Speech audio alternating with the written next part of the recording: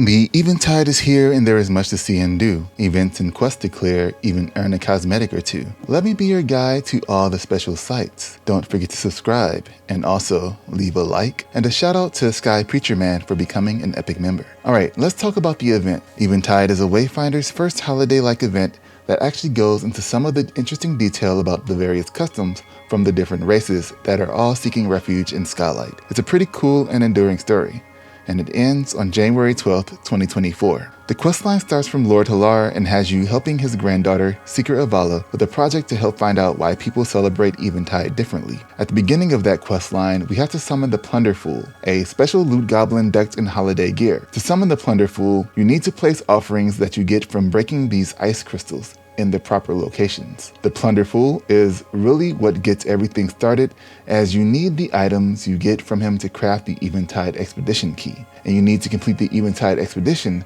to get the material you need to craft keys for the Winter Queen hunt. Once you finish the Plunder Fool quest, more quest line open up.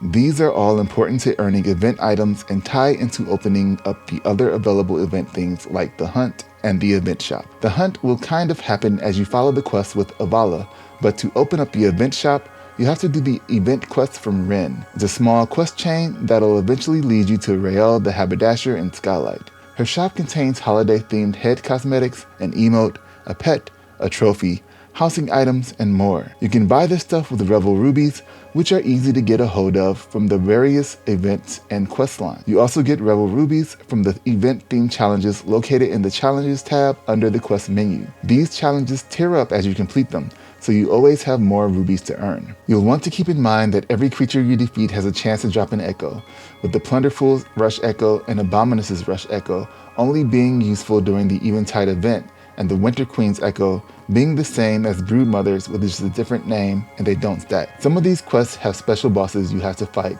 and if you complete the quest or quest objectives, they are one-time fights. So if you want the Echo from them, exit the run as soon as you beat those bosses. Rinse and repeat.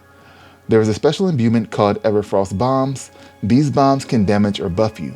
Just look for the color of the telegraph on the ground. If it's blue, it'll buff you and give you a little gold. If it's red, it'll do damage. You'll need these to unlock the spear levels of the dungeon and hunt.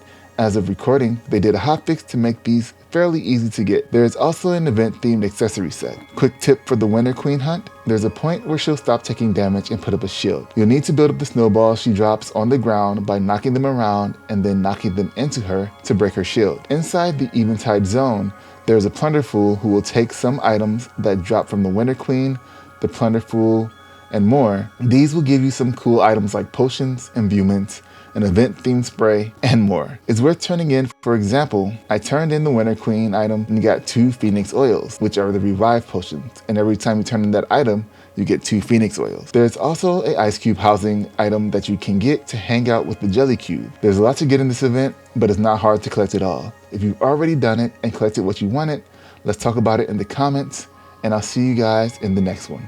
Peace.